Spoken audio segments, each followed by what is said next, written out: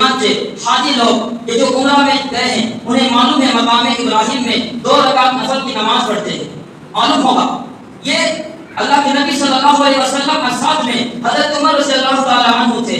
حضرت عمر کے دل میں یہ بات پیدا ہوئی کہ کاش یہاں پر حضرت ابراہیم نے کھڑے ہو کر کے بیت اللہ کی تعمیر کی ہے، کتنا اچھا ہوتا کہ یہاں ان کی یادگار میں اللہ کے لیے 2 رکعت نفل نماز پڑھی جاتی۔